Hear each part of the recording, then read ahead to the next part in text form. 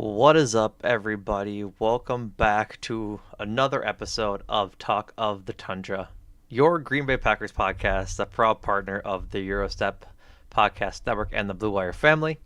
As always, I am your host, Numac, coming to you after a tough 34-20 loss to the Lions. Oh, no, I'm sorry. 17-13 loss to the Raiders. Oh, I'm sorry. A 19-17 loss to the Broncos. Nope, wrong one again. A 24-10 loss to the Vikings. Oh, I'm sorry. Another wrong one. The 24 to 22 loss to the New York Giants. Like I said, as always, I am your host, Dumac. Feeling like he's been thrown through the wildest of deja vus after watching that game. But joining me to talk through what was one of the biggest wastes of 3.5 hours of my life is my lovely co-host, Jordan Tresky. Jordan, how are you doing? I'm not well. This is easily probably the wildest Packers game we've seen this year, Without and a that doubt. might be saying something. Um Easily the most frustrated I felt watching a Packers game this year, in part because of what we have seen the last few weeks before. And Tommy DeVito, credit to you. I think you're a superhero or something, or you won a Chuck E. Cheese contest to be the Giants starting quarterback, and they have won three straight games. Yeah, what an ugly game. Tommy DeVito looking like prime Colin Kaepernick out there, the way he was beating the Packers with his impromptu running game and running and scrambling and just golly. It was bad, Jordan. It looked like we were watching every single game in which Colin Kaepernick or Russell Wilson or who was it this year that did it to us? I think it was Russell Wilson again. When he did it for the Russell Broncos. Wilson, Michael Vick, if you want to go way back. long time ago, the trendsetter. But like Um, it was it was bad. I mean, just look at it. Just look at it. Tommy DeVito barely gets edged out for second place in rushing yards for the Giants at 71. That's because Saquon Barkley had like 30 on the last drive, probably 50 in the last two drives before he fumbled the ball. It was crazy. yeah, I think what made tonight the most frustrating Packers game is it was truly an amalgamation of everything that has we've seen throughout the season, that we have seen occur in losses. It started from the beginning. The penalties that set back the offense on the first drive is like, oh, this is a queasy feeling.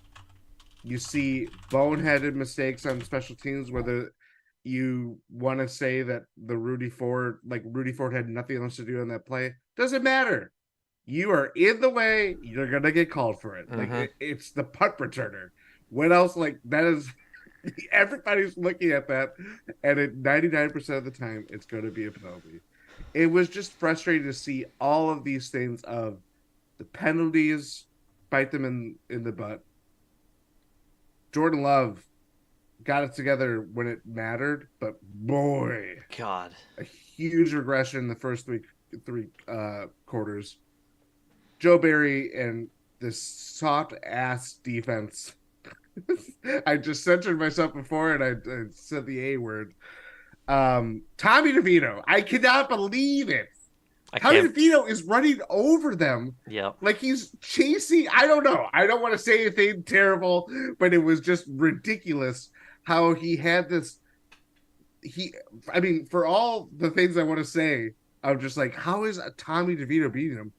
He looked incredibly poised. He knew exactly what his limitations were. Mm-hmm. He wasn't forcing anything more than he had to.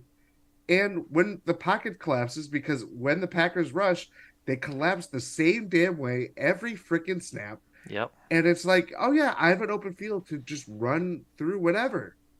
And Tommy DeVito must have been watching every Packers game for the last 25 years in his race car bed before this game. And he did it. He did what every quarterback did. He's eating spaghetti. He's got some garlic bread.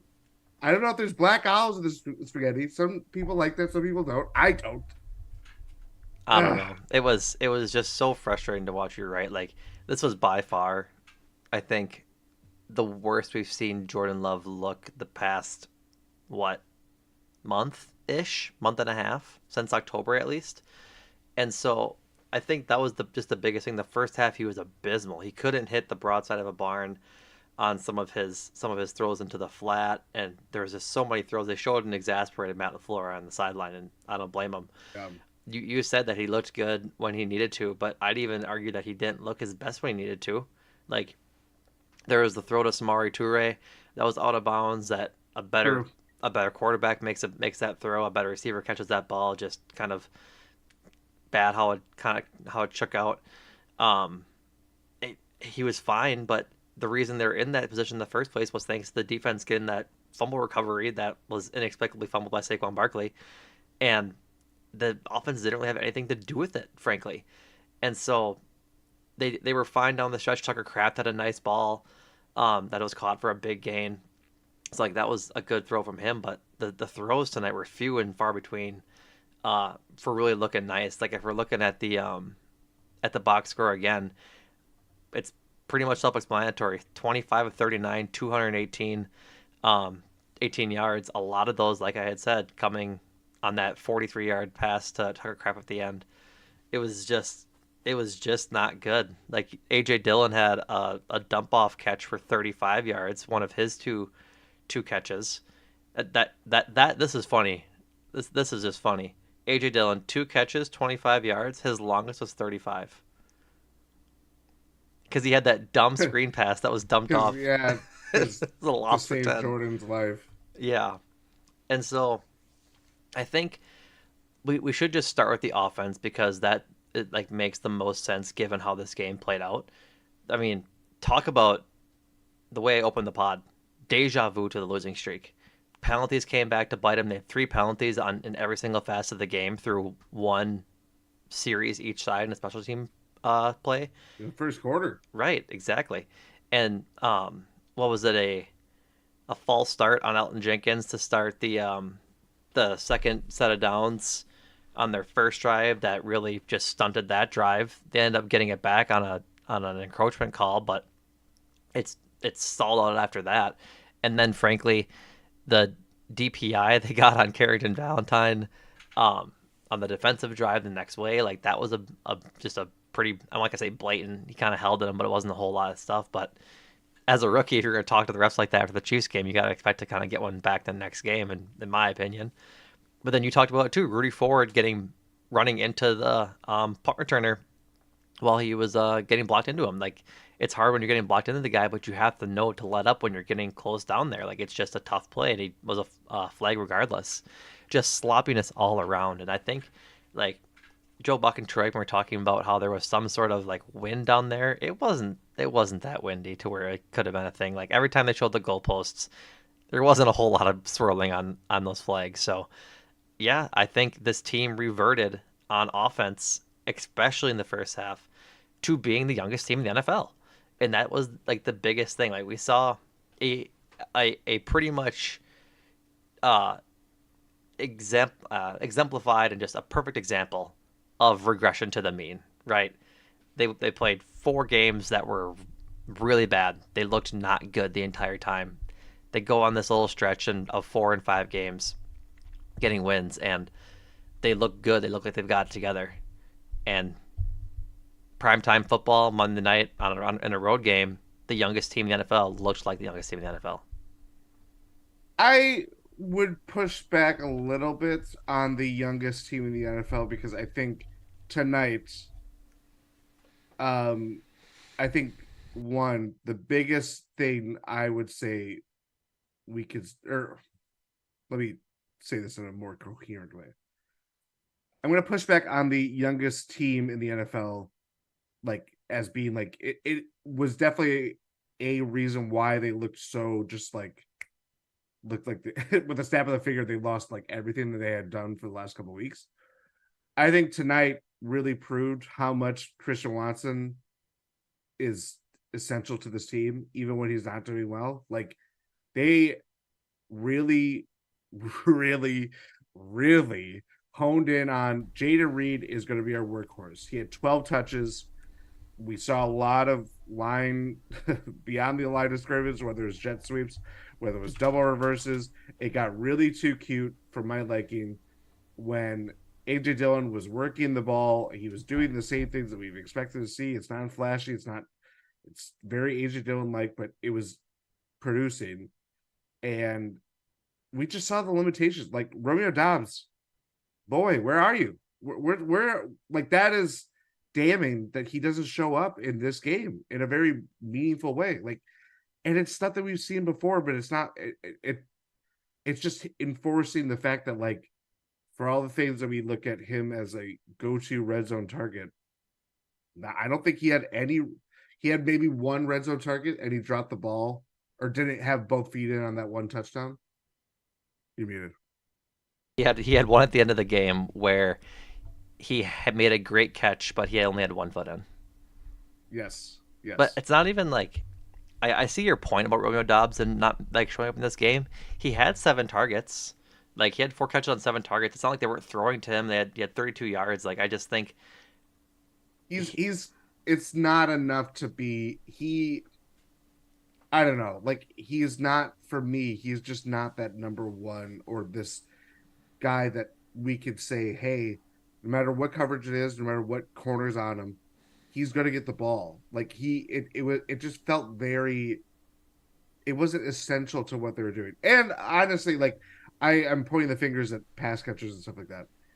Let's not forget the fact that Jordan Love for the first 3 quarters, like it felt like watching a starting pitcher just not have his command. no. You're just seeing off target throws. You're seeing even like it tonight more than any other game. They did really good shots of how he would drop back, and it's like, what is going on? Like I don't know if like he had an ankle injury or something. Like he just wasn't planting right. Part of that could be just the field that they're playing on. And it's weird. And it's just like it's hard to get used to. Yeah. But he every time like you could just tell like this throw is going to be off based on how he's planting his feet or how far he's dropping back or whatever the case may be.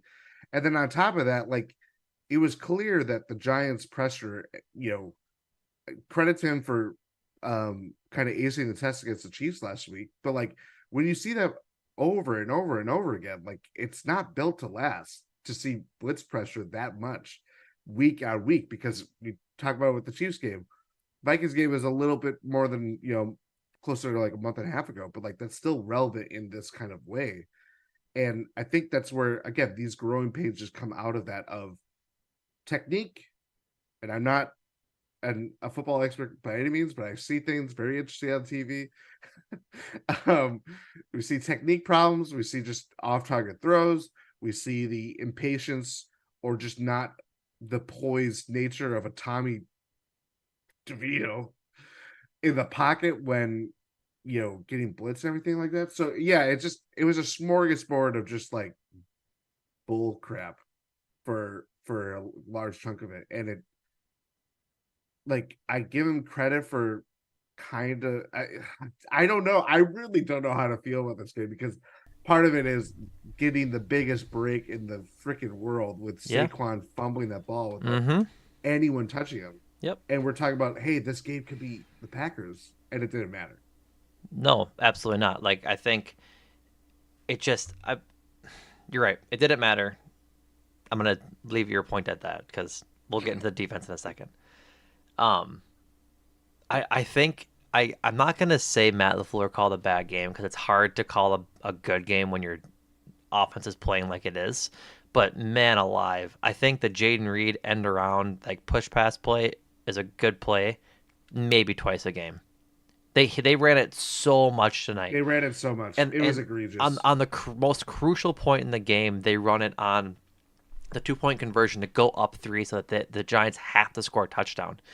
And it's just like you could have seen it coming 1,000 miles away. On a drive, let's be clear here. Yep. On a drive, AJ Dillon was not in at all. They were on a 5-yard goal to go Mm-hmm. situation. Like, if there's any situation where AJ Dillon, the threat of AJ Dillon, I'm not even saying give him the damn ball. Yep. I'm saying AJ Dillon being out there, and credit to Patrick Taylor. I thought he actually did really, really well. I thought tonight, he had a really except good for, game, except for not getting stepping out of getting out of bounds in again. that stupid play. Again.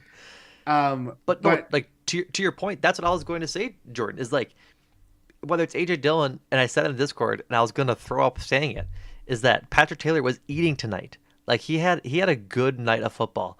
He goes 430, four carries for 30 yards, like averaging 7.5 yards a carry. Jordan, run him up the Yeah. gut for 2 yards. He was running well tonight, and I think like Matt LaFleur can't make that call because then everyone in the fan base is going, why the hell are you running Patrick Taylor in the most crucial point in the game? And I think you live by that call, you die by that call, honestly, because like that's if you're thinking about the game analytically and who's got the hot hand, that's who you go to. That's frankly who Yeah. you go to. He had a really good night rushing, and it was kind of for naught. Instead, they go to Jaden Reed for the fourth rush of the. I'm sorry, yeah, the fourth rush of the game for him as a official rush. I'm not sure if it was a rush or it was a pass because he has eight receptions for 27 yards, and surely some of the at least six of those are behind the line. Yeah. And so, yeah, it was just a really tough game, I think, for Matt LaFleur play calling because nothing was working because nobody could make a play until the fourth quarter. Like I was really confused as to why we didn't see Tucker Kraft until later in the game. Like he had a good game when he came on. Um, Samari Toure makes an appearance out of nowhere, which is like I guess not crazy because Dante Wicks went down with an ankle injury, but And no Watson too. and no Watson too. But geez, Louise, like it was just you said it perfectly up top. This was an amalgamation of all the Packers problems that they've had this year, and Matt LaFleur said as much from Rob Domboski. Packers coach Matt LaFleur was disappointed in all three phases tonight. Quote, I think our team learned a valuable lesson. You don't play your best. It doesn't matter who you're playing when you're playing them. When you're playing, you're not going to win the game. Like, that's a pretty messy quote, but it all is to say that if you don't play your best, any given Sunday is a true thing in the NFL. It doesn't matter who Yep. you're playing. Like, the wild card Giants beat the uh, 17 and 0, 18 and 0 Patriots. Yeah, it's 18 and 0. 18-0 Patriots in the Super Bowl. Like they had no business winning that game. There's upsets happen every week in the NFL. The Titans almost beat the Dolphins tonight with Will Levis They as did beat. quarterback. They did beat. They did beat them. Yes, they did. I thought I saw the Dolphins had came back and won that game. Nope. No, they lost by one. Oh jeez. Hmm. So there we go. The Titans beat the Dolphins. Like Titans pulled out some Miracle Whip tonight. yeah, they surely did. Put it in their coffee. I'm not sure what that's a reference to. Will Levis puts mayo in his Oh, coffee. that yeah, I do remember that. That is the saying now. It's Regardless, just it to me. It's like I don't know. Like I can view this in very two ways. One irrationally, I'd say and go second rationally first. and second rationally. Rationally, you do not deserve to win a game where you commit three turnovers. The Keyshawn Nixon punt return. Oh my God. Standing Just out of abysmal. my seat. You already did the hard part of recovering the muff punt. Why the hell are you getting up when you don't have the ball securely in your hands? What are you doing? Like that is like that is the stuff of like when they're searching, whether you can see it in play calls, you can see it in bad throws, you can see it in a muffed punt like that, where and credit to like again, I'm not a punting mechanic, man, but the way that the ball was kicked, you could tell that it's going to be really hard to bring in. And Keyshawn Nixon just clearly like has dropped it everything like that one gif of the guy walking with all the tools in his hand. That's Ty Windish's favorite gif. It is amazing. It It's a it, it, top it, three. it is a Ty Windish go-to gif. It's a Hall of Fame gif. He somehow picks up that power wrench and hammer. I'm just continuing with the metaphor here. It decides that he wants to keep running with it. I was just like that to me of just searching for like some spark to this game. And it wasn't like they didn't make plays to like mitigate just how poor of a start that they got on. Like stopping Saquon Barkley on 4th and 1. Eric Wilson, kudos to you. That was an Huge amazing stop. kudos. Huge kudos. Huge kudos. Like there was stuff to get in or from this game that they could have kept it like if they were in chaos, but they could have kept it in relative chaos rather than, hey, everything's just on fire and we're gonna like keep running around. Like it was just like it was just crazy. It was a crazy game. I cannot like under or just it. I'm losing my train of thought No, here. it Where was am I going? bonkers. Like it was again nothing going on in the first half. Just that they started off good with after their first drive and they got a touchdown with Jaden Reed on the play that we said we don't want him to run anymore. But like it just AJ Dillon was getting some stuff going. We didn't see Patrick Taylor until the second half. Like it was just bad. It No was just Kenyon Drake after no Kenyon elevating him Drake, either. which I don't hate. Like I don't think he really does a whole lot in this game. Like if Patrick Taylor wasn't doing a whole lot, then I'd say yeah, where's Kenyon Drake? But Patrick Taylor played well, I thought. Um, Honestly, with the way this game might have gone, he might have earned himself a cheese. But well, that's a discussion uh for the next pod With a because cutlet? Are we giving him a cutlet? Is that what it is? no, Is Tommy DeVito just the pants cheeses his this week feet? are American Craft singles. Oh, No free ads though. yeah. Um, I mean, but like, what else can you ask the players to do besides execute? Like that's what it comes down to. They were sloppy. The penalties got cleaned up at halftime, I will say. I don't think there was a penalty in the second half. Um, they just had crucial penalties at the worst spots in the first half. And I don't know, man. It's really tough to watch a game like this after you see a game like the Chiefs and the Chargers and the Lions. It's like, where did that go? And I think it honestly it just is a focus issue. And I don't think this is a coach's like discipline kind of game because this was everybody. Like I think this is kind of just people like Matt LaFleur said, the players got lackadaisical, and they thought they could stroll in after beating the Super Bowl champion Chiefs and hand it to the Giants at home, and that just wasn't the case. I will say that the injury report being as lengthy as it was definitely didn't help this game. Like Quay and Jair being out really hurt them, I think, Yep. and Yep. Christian Watson for that matter. If we're still talking about the Christian offense. Watson. It's the top three. Top three of Um, those guys not having them is huge. yep. Kelp puts it in the as a great point in the chat. Got to put guys in place to be successful, though. I mean, yeah, I think I I think go ahead. I think that would be a bigger reason for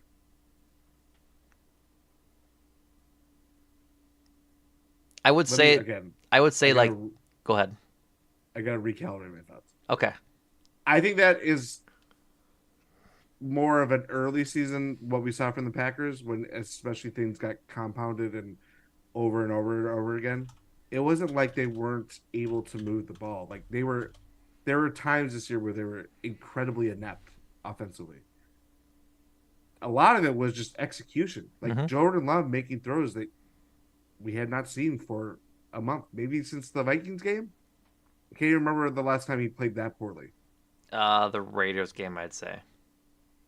The wide receivers, like again, not having Christian Watson's dynamic, whether it's over the top or just kind of the things that we had been seeing the last couple of weeks. Surely some of the touches that would have gone, whether it was reverses, jet sweeps, all that stuff, gadget plays that LaFleur really, really likes. That surely would have gone his way. Like I don't know if I could say it's solely on that, at least from an offensive standpoint. Defensively, it's a tire fire. It's truly a tire fire. Like it is shocking to me. Tommy DeVito had 7 less yards of there he is. There's the man. He's on a milk carton somewhere. America's Most Wanted. Sorry, I was Tommy waiting for the DeVito transition. had 7 less total yards than Patrick Mahomes did last week. Oh my god, Tommy DeVito. that's bad. That's really bad. He Like does he does his scouting reports at Olive Garden. I don't know if you're serious or not. But that's a really funny sentence. Context for this hilarious picture on my screen right now is a tweet from. I gotta find my tab. I apologize. Is a tweet from Ted Ted Nguyen Win. of looks like the The Athletic. Athletic. Joe Barry's defense is designed to limit Patrick Mahomes. The problem is he uses the same defense against Kenny Pickett, lets them rush for 200 yards. I mean, same goes with Tommy DeVito, right? Like Jacob Morley, the quote tweet of this picture. Tommy Devito was making passes that Kenny Pickett hasn't made all season. So No, I'm God gonna give, no. God yeah, no. I'm gonna give Tommy DeVito more of the credit, and he's won more games. Mm-hmm. Unless I cannot believe it. It is crazy to me that Tommy DeVito single-handedly disrupted this team. It is astounding, astounding to me. I mean, He's a better quarterback than Daniel Jones, who they gave like $140 million to. go off, King. I don't think you're wrong. Oh my God. Remember, hey, we're gonna do some little member berries. Member berries. Yeah. I think this is on. I think it was on the pod. If it wasn't, it was in the Discord. So this is the plug during the recording to join the Discord at GSPN.info. Remember when I said that if Tommy DeVito plays well enough, they might just cut Daniel Jones loose? Remember? You did say that. Yeah. Remember? Yeah. It's I not. think at the time when you said that Tommy DeVito was eating Cinnamon Toast Crunch out of the box with his bare hand. What's wrong with that? Don't be dissing eating cereal out of the box with your bare hands. That is a weekly occurrence for this podcast host, and I will not be slighted because of it. No, he played really well. He played well. He played insanely well, Troy, and I don't understand it. Troy Aikman put it perfectly in that he understood that he could not make mistakes, and he didn't. Like, this is the ceiling of your system quarterback play, right? This is dink and dunk football with a scrambling QB that can make a throw when he needs to, but isn't being forced to make throws. Like, we talked about it in the pregame pod. The Giants defense is really good at forcing turnovers. Remember? You were shocked when I told you that they were top. They were near the top of the league in forced turnovers. They got 3 tonight. 3. And so if your defense and special teams is keeping you in the game like it was, it's not inexplicable that a quarterback, like you're saying, like Tommy DeVito, is able to have a game like this and punish the Packers like he did. It drives you bonkers. Don't get me wrong. You're right to have the reaction you're having. But I think the biggest thing is that the Packers have never done well with this, right? Like, they always seem to just have the worst games against the most middling of quarterbacks. Think about, like, I guess the Kenny Pickett game, the Jimmy Garoppolo game, Desmond Ridder game. Like I'm going back to Kenny's tweet I'm sorry, not Kenny, Ted's tweet. It sums it up so perfectly. It sums it up perfectly. It's designed for great QBs, and it gets picked apart by crappy QBs. When it should be the other way around. Like, you should be running an offense or a defense that doesn't get beat by 90% of the NFL, right? Because how often are you going against Patrick Mahomes? How often are you going against Jalen Hurts? How often are you going against the 49ers? I understand that Joe Barry was hired at a time when that was a possibility at the end of every year, where you could go through a defense or go through an opposing offenses of Jalen Hurts, Patrick Mahomes, I guess Jimmy Garoppolo, but in the 49ers defense, but I guess they're not really the best example. Just the better QBs in the league. You know what I'm saying? And so now that you're coming back down from yearly contention for the Super Bowl, I'm not calling for Joe Barry's job. We gave him flowers through these last 5 games of really scheming up defense well for these games, right? I just think that he does a poor job at adjusting a defense for the talent that's in front of him. Like, you should have your base defense, right? But you should be able to put up schemes and plans that fit the quarterback you're going against. And I get that's a little bit harder when you go against a guy like Tommy DeVito, who hasn't been a thing in the league for very long. He played, what, 3 games before this one, had him on a 3-game winning streak, and didn't I think score a whole. five total, three starts. Right, but didn't have a whole lot of tape on him. He wasn't running, like, wasn't doing a whole lot. He wasn't showing out much at all. He was kind of just a filler. And he comes in against the He was getting Packers. sacked like relentlessly. Yeah, They didn't even touch him. nope. He didn't get. I think he got sacked at the line of scrimmage once tonight by Lucas Van Ness. And so it would have caught it would have been a run. Right, and it was a designed run too. I remember that specifically. And so it's just it's hard because like you can go back to Quay Walker and being out, and you can go back to Jair being out because like they missed Jair tonight for sure. Wandale Robinson was wide open all game long. Isaiah But that's Hodgins was not open the all game thing. long. What's crazy is like not even how we were talking about the secondary last week versus this week. I would put the Giants receiving core on par with the Chiefs. Oh God, no. I would. Oh, I'm sorry. I'm sorry. Okay. I, Oh I, God, I yes. yes, I pre-gamed. I pre had my response ready to go when I heard Chiefs, and yeah. So sorry. Go ahead. Like I understand. Again, these players would more than likely help you out more than they wouldn't. But Wandale Robinson, Isaiah Hutchins' son, Carrington Valentine on that touchdown. Like these guys that have been in the league for a long time that aren't proven or kind of like buzzy prospects that we have in fantasy teams and we cut them easily because they don't do amount to anything from that standpoint. This Packers secondary is not nearly the most talented of what it could be. The potential is lost because of just no Rasul Douglas, the injuries to Jair Alexander. If he's healthy for the rest of the way, he'll play half the season. But I mean, who knows at this point? But they've gone through it. They've gone through playing this way of less is more somehow with this secondary, Mm-hmm. and it just didn't matter. Like again, this is a night where 209 total rushing yards from the Giants. Tommy Wow. DeVito was 17 of 21, 7.5 yards per pass.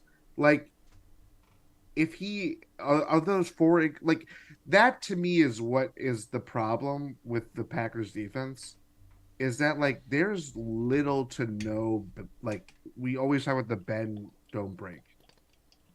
And you can skate on that for very long. You know what I mean? Like, there's eventually the ice is going to crack under you and you fall through into the water and freeze. The thing about it is that again, we're talking about the Tommy DeVitos, the Kenny Pickett's, the Desmond Ritters of the world that are getting what they want, and that is a problem. Like, why does that happen routinely? Is it we saw Devondre Campbell go like match up on Wandale Robinson one time, and I know everybody hates that. Everybody hates that. I hate it. It is what happens with personnel decisions or whether offense does it hurry up and keeps the defense on the field like we've seen the Packers do a number of times over the year. I just like that to me is just might be the most damning part about it is that there's only 4 incompletions. Tommy DeVito, and also I think a lot of that came on the opening drive. So we're literally talking about the next 10 drives that the Giants had. Tommy DeVito is getting anything he wants. He's getting everything he wants. Bread, turkey, a panini grilled by his mother. And then he goes into his bedroom, his unmade bed, plays StarCraft or whatever, Warhammer. you Games that listing exist. off you listing off what you think is nerd games is a very funny I happening know, for because I'm our an old podcast. man. Old man. He's played his Pong, I don't think you. Atari. I swear to God, Jordan, I don't think Tommy DeVito was alive when Pong was created. I'm But he somehow knows almost where certain Jimmy he Hoffa is wasn't. buried. Sure, it's a crossover. Go listen to Cruising for a Bruising. Um, yeah, and I think the biggest thing for the defense outside of the secondary, like say what you will, the secondary. Like it's been makeshift almost the entire year, right? They haven't had Eric Stokes for the majority of the year. Jair has been snake bitten this year.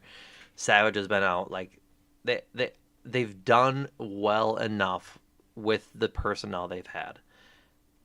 Keyshawn Nixon Yeah, had a horrendous game. I will say that. He yeah. I don't think he He made even said it us. himself. I don't think he had any sort of significant plays that really inspired me throughout the night. I think that's just the Keyshawn Nixon way. You live by him, you die by him almost. He had the interception that helped them come back against the Chiefs last week, and then this week he fumbles and turns it over and gets beat on one of the most crucial plays of the game when the Wanda Robinson goes for 35 yards to get him into field goal range. So And part of that too, like again, we have talked about the secondary, like and how it's makeshift. They're relying on these guys. There was again, I want to see the snap counts, so don't take me fully at my word. But there was not a lot of rotation. no, They're riding the Valentine combo well they kind of to the have to. ground. They have to. They kind of have to, but you're also making up these guys that like you're picking up these guys that you think would give you some relief in that way. And if they're already getting burned, what does it matter if these guys get burned on a couple plays? Like that to me is I think is not good about where that is. That the secondary is that you're picking up intriguing guys or guys that could help, like David Long. We're in this this is truly like call-in radio, like why naming Packers that kind of help Yeah. this game go the other way. But like I think that to me is like we're seeing a lot of those mistakes more because these guys are playing literally every defensive snap that is out there. Right, and I don't disagree with you. Like I don't disagree with you. It's hard to blame them. Like I can't think of a play where either Carrington Valentine or Corey Valentine really got beat. Like badly. You know what I'm saying? Like if you Yeah. you can try and think of one, but I think like the Valentine, I mean the touchdown he got it wasn't badly, it was just I mean, that's just a great throw, Jordan. That's a it was a great great throw and a great throw catch. It's scramble play, and he threw it to the only place that Wanda and he's Robinson. overmatched. He like Right. there's a size advantage there. He threw to the only place he could catch it in the back of the end Yeah. zone, out of bounds. Like that's just a pro level throw. Sometimes you face good offense. Like that's just the reality of it. So He lost his Chef Boyardee. Emphasis on boy. and I just I struggle to blame them. I think you're right. They're just stretched too thin. You can't have rookie seventh round picks being your starting cornerbacks all year long or for the second half of the season. You just can't. And you can't blame Jair for not coming back because he's hurt. You don't want him to get hurt worse. Um, it's just tough. But I think we ought to shift now to the defensive line because they they were not good tonight. Like the edge rushers in No. general. Like we talked about it, our biggest thing was you have to find a way to get home against this porous line. And they kept overextending, opening up the middle of the field so that Tommy Devito could run right down their throat. And that's the craziest part, Jordan, is that like for as bad as the Packers rush defense is, and it has been not great all year long. It's been better, but they held Saquon Barkley in check until the worst time to let him go off, which is at the end of the Yeah. game. They didn't even give the ball to Saquon Barkley that much. He had oh, Jesus, I lied. He had 20 carries. It didn't feel like 20 carries, did it? I want to ask you. I want to ask you and a couple of you that are in chat watching us live on YouTube. Did Saquon feel like he touched the ball 20 times from the backfield? Because to me, it felt like he Yes, didn't. it did to me because they kind of after the first drive they try to find a way to like get things going, and Saquon just didn't really have it. The Packers like there were plays that they were making that they were bull rushing the line, and there was Right. no openings. Like that 4th and 1 was probably the biggest example of that. But there was multiple touches of Saquon kind of like trying to find the lane and behind the line of scrimmage, behind the Yeah. line, man. And it wasn't I guess developing at all. maybe that's And why. part of that huge, um, you know, fourth quarter explosion is on that play where he fumbled the ball too. So like, I don't know. I mean, maybe It that's is, why I feel like he didn't have he didn't touch the ball a lot. It's because every time he did touch the ball, he wasn't like doing anything with it. I guess maybe is the reasoning why that's the feeling that I got. But yeah, they did a good job stopping the run, and then when they really needed to get a sack or make a big play, they just kept overextending. You'd see the Red Sea part, Jordan, so yeah, often tonight, and there's no linebacker in the middle of the field. Like that's where Quay helps. Like I don't know what Devontae was doing. I think he had a fine game. He made some plays when you asked him to, but I'm not gonna knock him for not being able to cover a receiver on the outside. Like that's not his job, and it's been told to him by Joe Barry that it's his job, but it's not what he's good at, right? And so I think this the defensive line and Rashawn Gary and Preston Smith. I mean, if I remember correctly, Preston Smith was your player to watch, it and was. Yes, it I was. didn't even hear his name be called.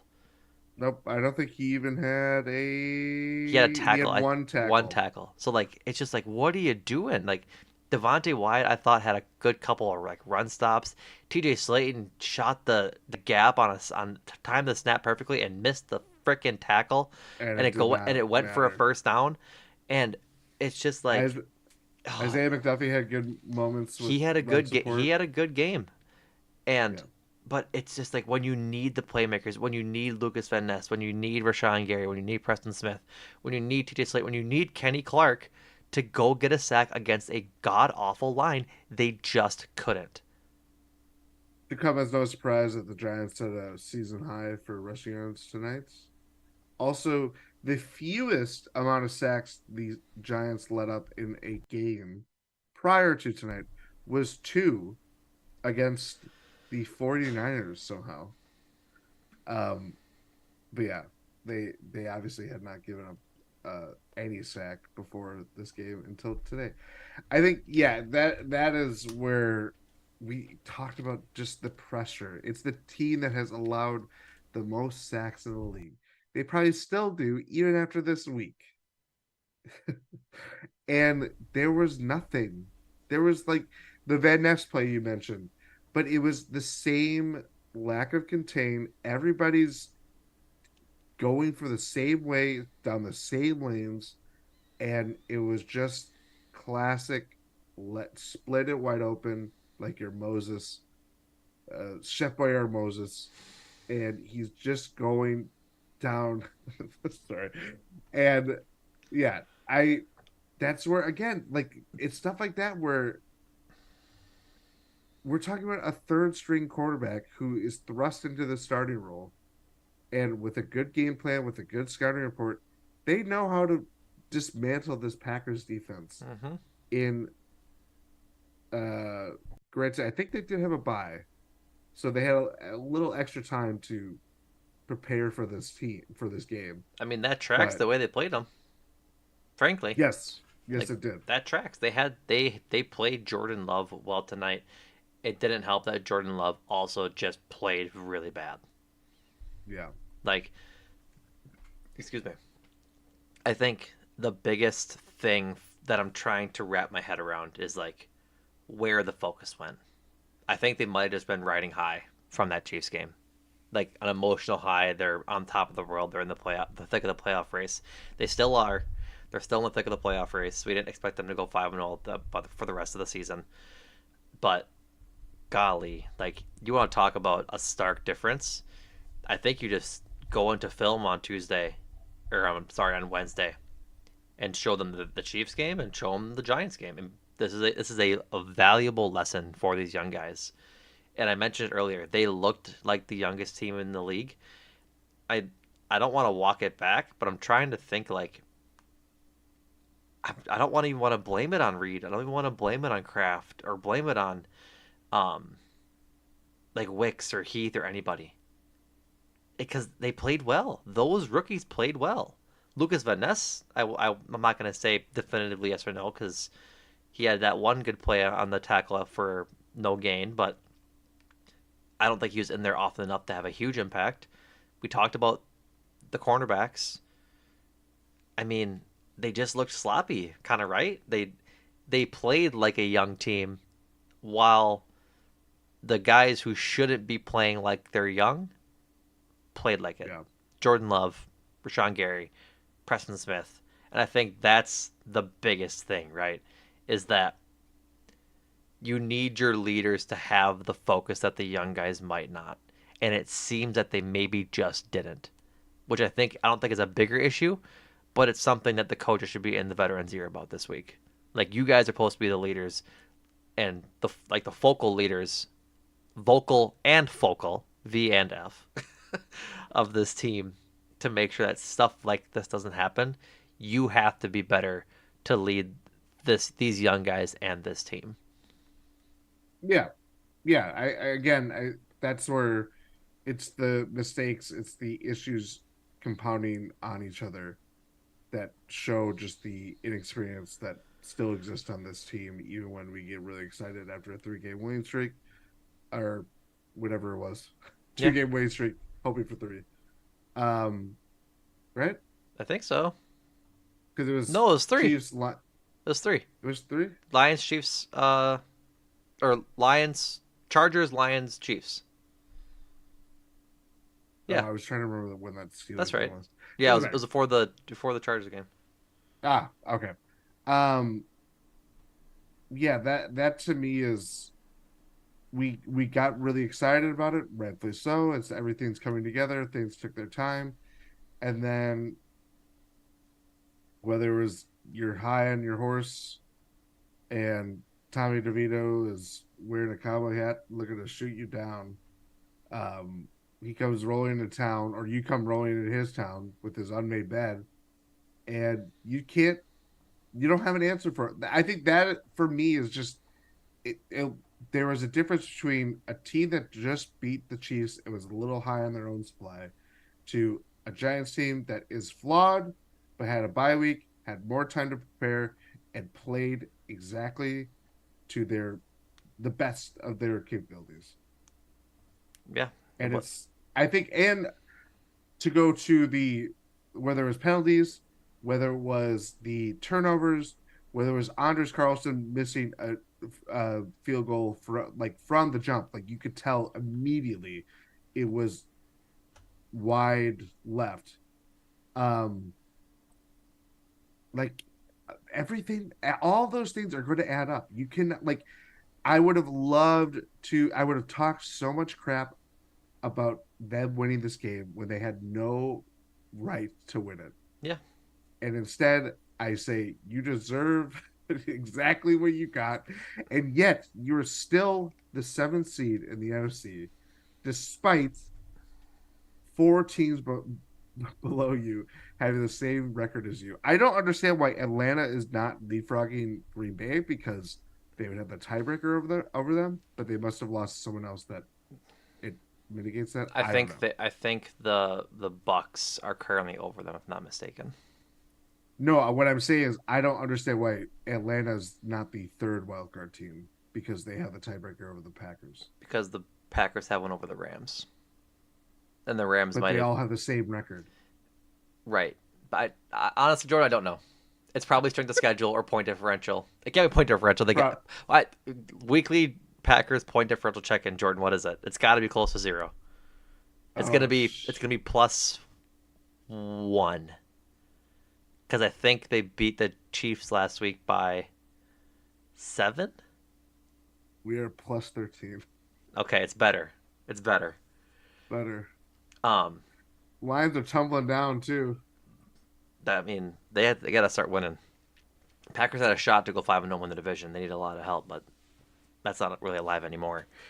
And I think it's still alive. It's not technically out of the realm of possibilities, but the point stands. Um, Leaked text from Matt LaFleur. End around the Jaden Reed tonight. End around the Jaden Reed tonight, Queen. End around the Jaden Reed tonight. Eye emojis. Speaking of Jaden Reed, he is being evaluated for concussion. Not great. Dontavion Wicks left the game early with a high ankle I got sprain. the tweet up right now. He There you said go. Lauren Helmbrecht spoke to him in the locker room. He said his ankle is quote fucked up.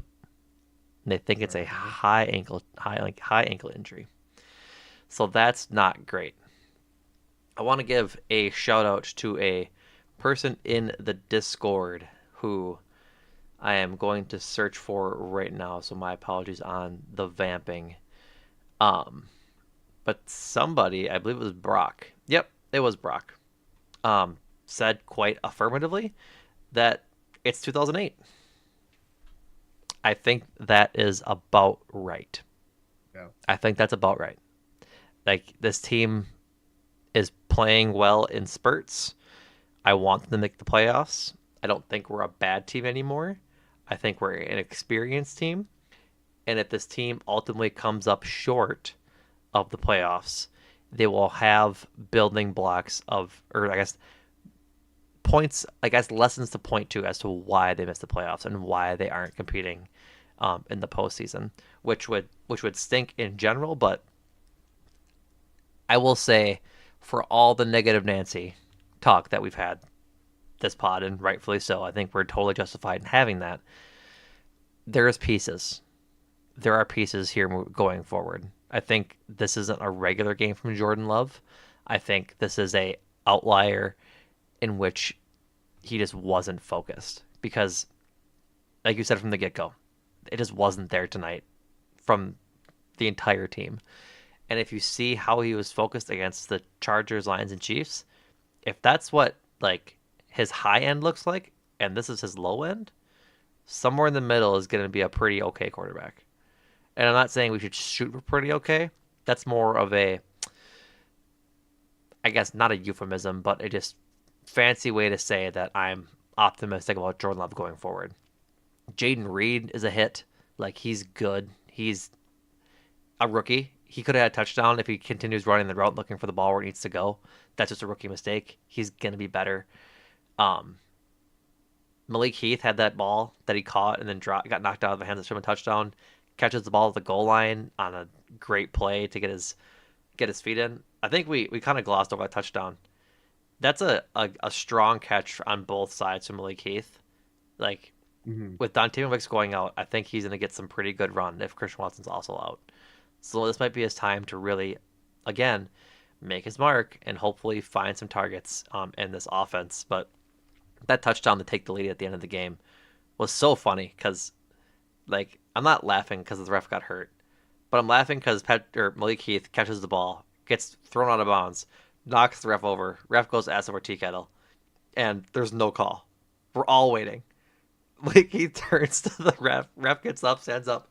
It's a touchdown, and just everybody starts sprinting and celebrating. It was a very funny like sequence of events that just kind of you had to laugh at it kind of moment from the Packers' point of view. So say what you will, that was just a fun moment. But to bring that all around, there's pieces. I want to say I like Carrington Valentine and Corey Valentine. I really want to say it because they're holding up. I think next week is going to be the biggest of tests. We'll talk about it in the preview more, but geez Louise. Uh, Mike Evans and Chris Godwin are waiting. Yeah. You want to talk about your boy? Yeah. Huh? Do you want to talk about your boy? Who? Anders? It was a terrible kick. You could tell from that miss was I'm looking at how he was kicking that ball, and I could immediately tell that is not going the way that it should. There's also a close call on the one that he made. Was it going into half or to put him up to 13? I'm forgetting, but it like just tucked into the Yeah, that was going into the half to to, make it 14-13 or and it 13-14. was yeah. There again, like that is the difference making play. Yeah, If he had made that kick, we're talking about a different game. We're talking about same thing the with Giants Randy would Bullock have to missing his kick. Like a pair of missed kicks exactly. tonight, That is one on each true, side. So like it just but it only applies to the Packers, and that is what I'm angry about. My baloney has a first name. It's Tommy DeVito. that's his whole first name. Sorry. Yeah. That's his whole first name. That's a long first name. I Um, mean, I'm going to say this. I know I have been making jokes out of frustration. Credit to Tommy DeVito. He kicked it. He's something. He kicked their ass. Yep.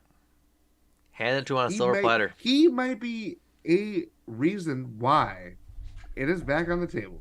I don't think it He might is. be a reason it is back on the table. I don't think it is. It is I, back on the table. I don't. The reason why it isn't is it will point to to that 3 game winning streak as to what the defense can do. For people who possibly haven't picked up on the context clues, Jordan is floating the idea of Joe Barry getting fired at the end of the year. And if It's they something if you are in fact finding mode and if you're evaluating what how things went and what if things were different and all that stuff and really giving context to it. You can say all these things about you didn't have this player, you didn't have this player. Well, you did really good on the 3 game winning streak. Then that ended because you gave Tommy DeVito the license to run all over you. And it's stuff like it's a part of the puzzle. And there are still 4 games left. The Packers have the easiest schedule to close out the rest of the way, in part because they played the Bears, who just upset the Lions. And they play the Panthers, who, you know, are terrible. I mean, if But Andrew's still in here, Andrew, this could be the time that we make Bryce Young yeah, Brian, look like an NFL quarterback. that is the thing. But I just don't think it is Jordan, because if they didn't fire him after last year when the defense was pretty much healthy for the entire year, like maybe I'm blocking out the bad memories, but who was hurt last year besides Stokes and Gary that really affected their defense to that level of reasoning, as Quay being out most of the year, as Bondre. Stokes and everybody being out there. So like the defense is decimated this year. It is. And I think that's why they won't, like, it'll be, do we fire Joe Barry? I don't know. He kind of had a tough year with all the injuries that he had to handle. I don't know. I think there's a reality in I which haven't.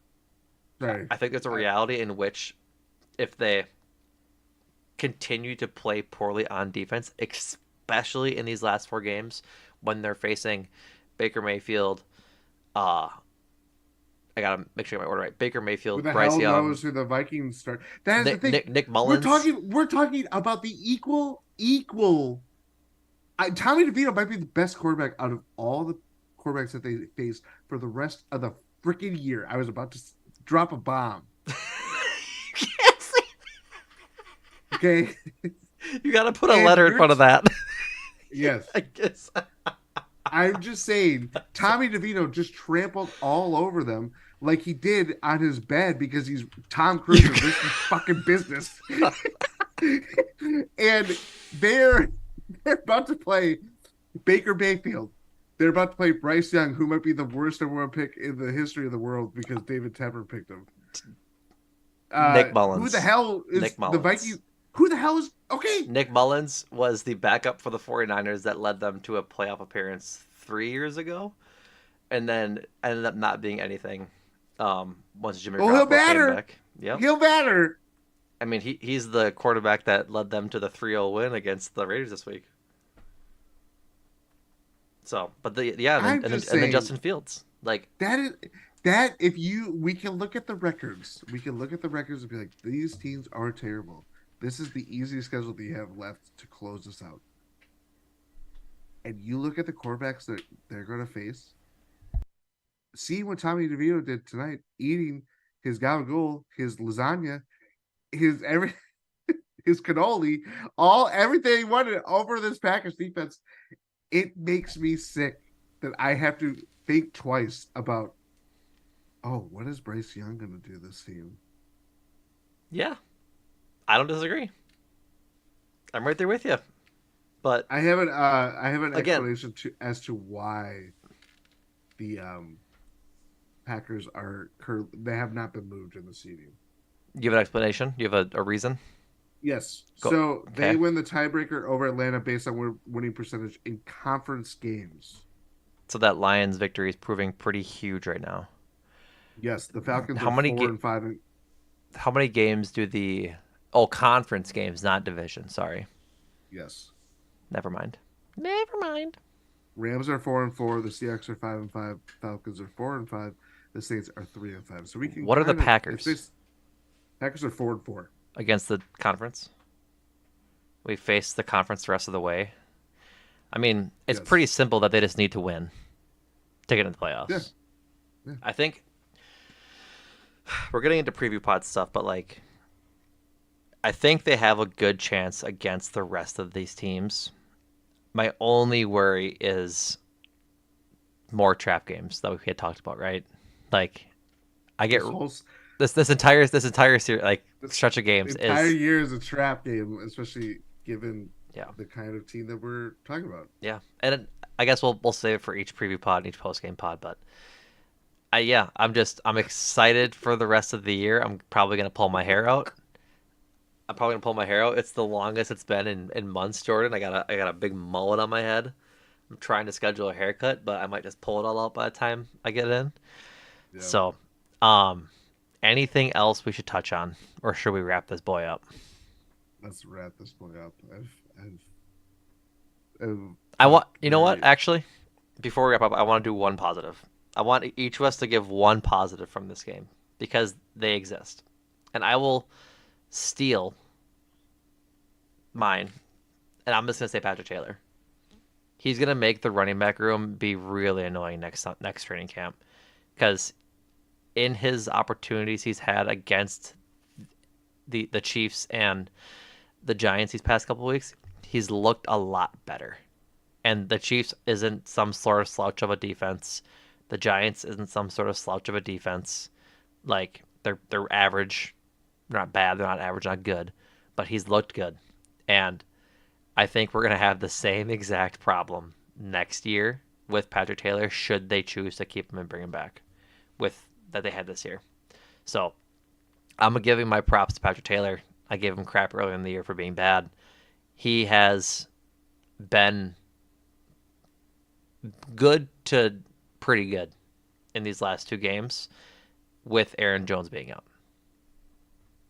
I would give my prop to Tucker Kraft, who Troy Aikman said on the broadcast that during their meetings during the week, Matt LaFleur pointed to Tucker Kraft as being the most improved player since they started camp in July to now. And I believe that really shows on the field. Yeah. He is a really good target. I feel really sure about like where he's headed. His blocking is really he just for me, he's a better all around tight end right now compared to Musgrave. And we're always gonna it's very easy to just be like, oh, you're gonna pick this guy or pick this guy is the future power rankings or whatever you would call it. To me, I am very pleased with how he's developing, and it's very easy to get caught into Jay Reed, who again, fantastic, is doing really well. Tucker Craft is really blossoming into a really good player very quickly, probably faster than we thought he would develop too. We we didn't think that he would be this kind of given this role in his rookie season, but obviously the opportunity came for him to become the starting tight end, and he's took it and ran with it like he did down the field, yards after contact during that final drive. So yeah, I would give props to him, and I want to give props to this team for they do this problem solving. They found a way down 21-13, and that's not an insurmountable lead, but they got back into it.